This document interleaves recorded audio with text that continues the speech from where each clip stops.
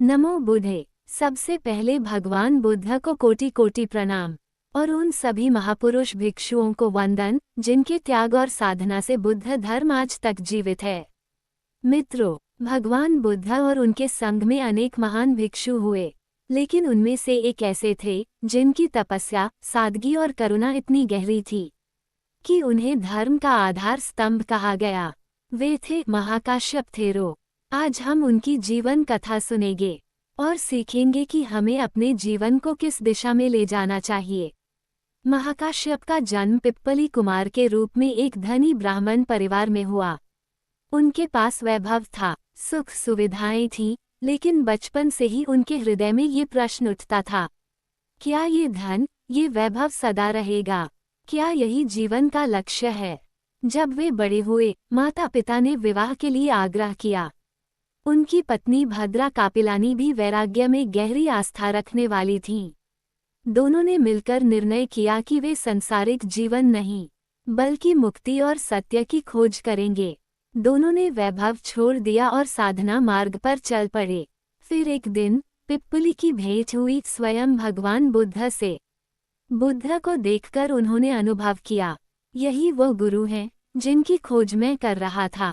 उन्होंने दीक्षा ली और संघ में प्रवेश किया। यहीं से वे बने महाकाश्यप थेरो। उनका जीवन इतना सादगीपूर्ण था कि वे हमेशा फटे पुराने चिवर वस्त्र पहनते थे और केवल पिंडपात से ही भोजन करते। इसलिए उन्हें कहा गया तपस्या के आचार्य। एक दिन महाकाश्यप की सबसे प्रसिद्ध घटना है कमल पुष्प की मुस्कान। एक दिन बुद्ध ने अपने शिष्यों के बीच मौन होकर हाथ में एक कमल का फूल उठाया। सैकड़ों भिक्षु बैठे थे, लेकिन कोई अर्थ न समझ पाया। केवल महाकाश्यप मुस्कुरा दिए। बुद्ध ने कहा, सच्चे धर्म का सार महाकाश्यप ने समझ लिया है। ये क्षण इतना अद्भुत था कि इसे ज़ेन बौद्ध धर्म की शुरुआत माना जाता है।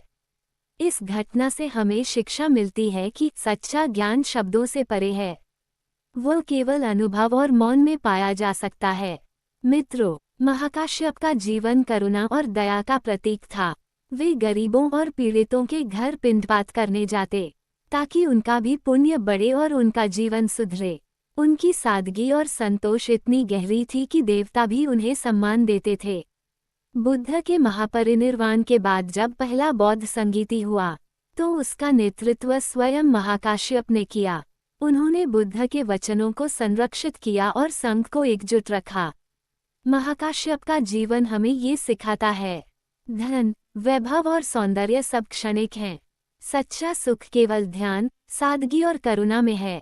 जब हम भीतर से शुद्ध और संतुष्ट होते हैं, तभी जीवन सार्थक बनता है।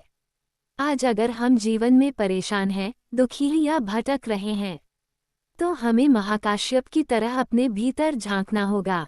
क्या मैं अनावश्यक इच्छाओं के पीछे भाग रहा हूँ, या फिर मैं सादगी, शांति और ध्यान के मार्ग पर चल रहा हूँ? मित्रों, महाकाश्यप थेरो का जीवन चांद की तरह है, जो स्वयं प्रकाशमान है और दूसरों का अंधकार भी मिटाता है। आइए हम भी अपने जीवन में ध्यान, करुणा और संतोष को अपनाएं। यही है मुक्ति का मार्ग, यही है बुद्ध का मार्ग। आप सभी का सदा कल्याण हो। नमो बुद्धे।